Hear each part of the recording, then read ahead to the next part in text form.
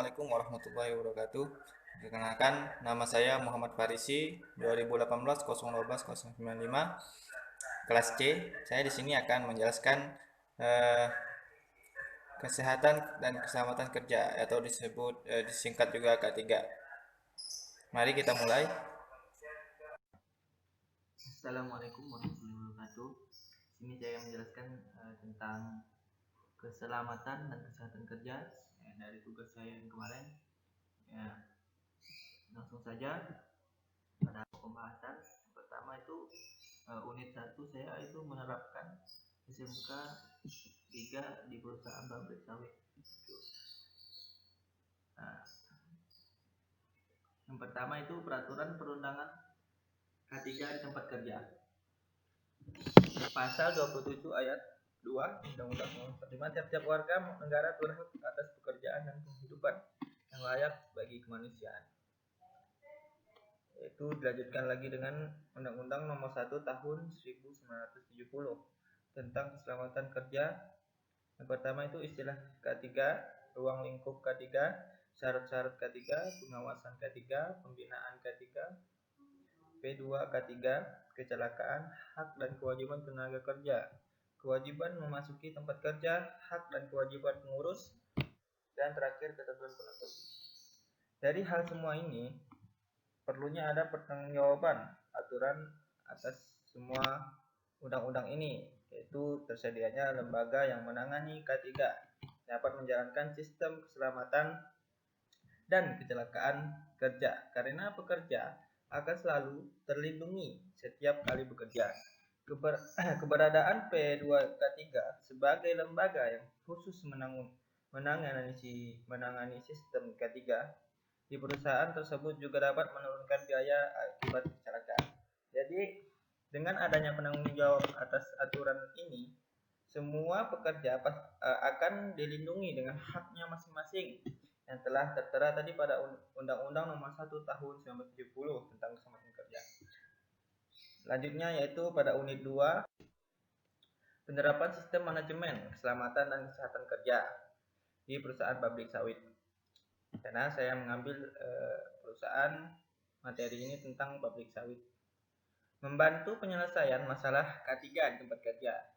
Tadi kan kita membahas tentang penanggung-jawaban atau undang-undang tentang pekerjaan. Sekarang kita ini untuk membantu penyelesaian masalah yang terjadi gitu di tempat kerja. Yaitu mempersiapkan penyelesaian masalah.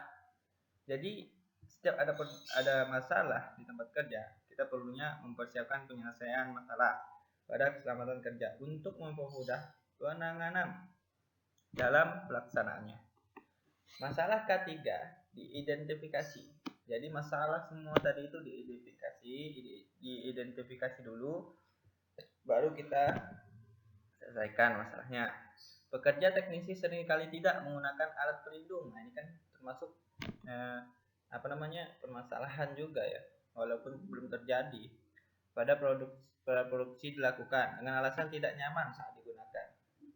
Pekerja teknisi sering mengabaikan tentang jarak aman mesin pabrik. Nah, ini sering juga terjadi karena tentunya para pekerja juga jarang dalam mengeksekusi dalam pekerjaan di pabrik itu sering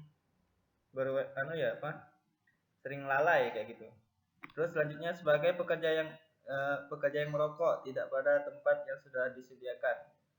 Jadi kadang juga itu terjadi ya, hal biasa. Cuman ini dampaknya sangat besar bagi perusahaan tersebut. Teknik dan strategi yang sesuai mengatasi masalah. Tentunya dalam hal mengatasi masalah ini kita punya strategi sendiri untuk di pabrik sawit, yaitu melakukan sosialisasi rutin di lingkungan kerja. Jadi kita harus sosialisasi, memberitahu ini nggak boleh, ini boleh, apa yang harus dilakukan, apa yang harus tidak dilakukan. Selanjutnya rutin mengadakan rapat internal tentang pentingnya menerapkan aturan K3. Ini internalnya antar pengurusnya kayaknya. Kan di sebuah perusahaan pasti ada organisasi.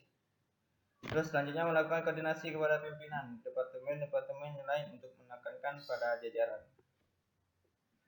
Terus selanjutnya pada unit 3, yaitu penerapan sistem manajemen keselamatan dan kesehatan kerja di PT Sawit Kalimantan Barat, partisipasi dalam proses konsultasi dan komunikasi K3. Yang pertama itu memberikan kontribusi dan pembangunan proses konsultasi di tempat kerja. Memastikan bahwa semua pekerja melaporkan jika terjadi kecelakaan pada komite K3, baik lisan dan dengan bentuk laporan tertulis. Jadi jika terjadi, kita bisa mengabarkan itu dengan bahwa di sini terjadi kecelakaan itu dengan omongan bisa dan bentuk laporan tertulis juga bisa. Setiap tenaga kerja perusahaan menginformasikan, menghimbau satu sama lain untuk melaksanakan protokol-protokol K3 dan memberikan pengetahuan tentang isu-isu K3. Ahli K3 melakukan diskusi dengan tiap-tiap divisi tenaga kerja perusahaan guna membahas perusahaan tersebut dan memberikan sanksi untuk seluruh pekerja bagi yang melanggar peraturan. Tentunya kita berikan sanksi ada peraturannya, ada di perusahaan, harus kita patuhi. Tanggung jawab dari personil yang relevan. Diri sendiri yang pertama itu dalam menerapkan K3 dalam perusahaan ini, kesadaran tiap individu sangat penting guna menerapkan protokol K3 di dalam perusahaan. Jadi pada diri sendiri juga ya. Kalau kadang kita kalau dikasih tahu juga nggak dengar ya, sama juga. Ya tentunya kita harus sadar diri lah untuk kepentingan keselamatan. Manajer dan penyedia ya sebenarnya ini. Terus memastikan bahwa perusahaan secara efektif melaksanakan program K3.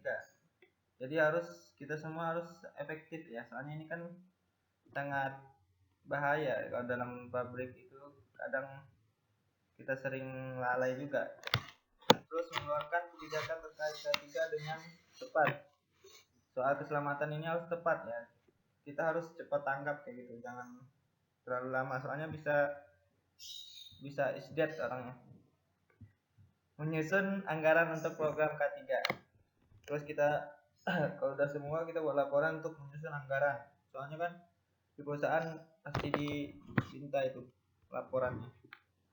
Untuk selanjutnya pada unit 4 yang terakhir, peran SMA 3, SMK 3 penerapan industri pengolahan perusahaan pada perusahaan sawit.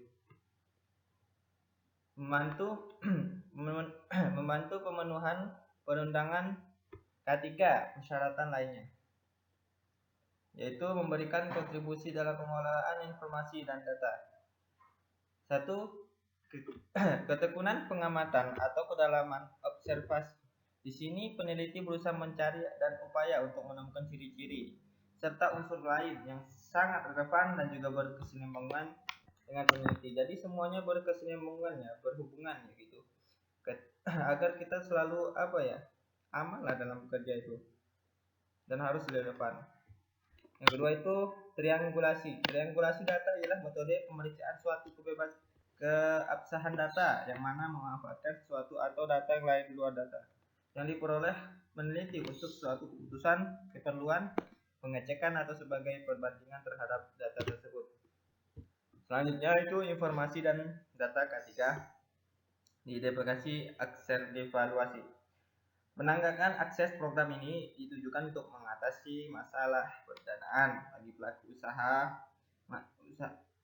masal distribusi informasi dalam bantu pembangunan usaha ekonomi masyarakat, masalah intermediasi bisnis, produk usaha, ekonomi masyarakat, pengembangan data basis dan produk dan informasi pasar.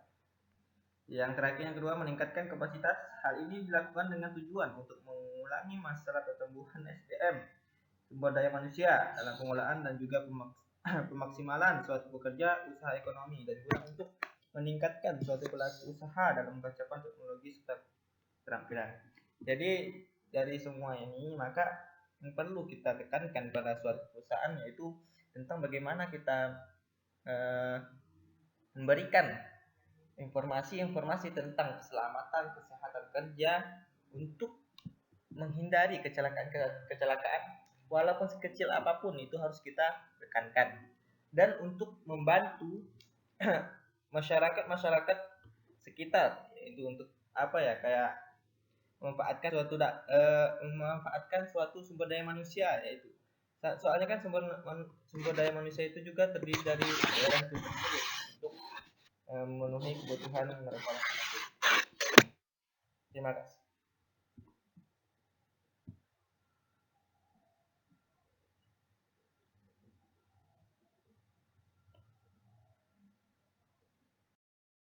Oke, sekian dan terima kasih atas partisipasi kalian yang sudah nonton.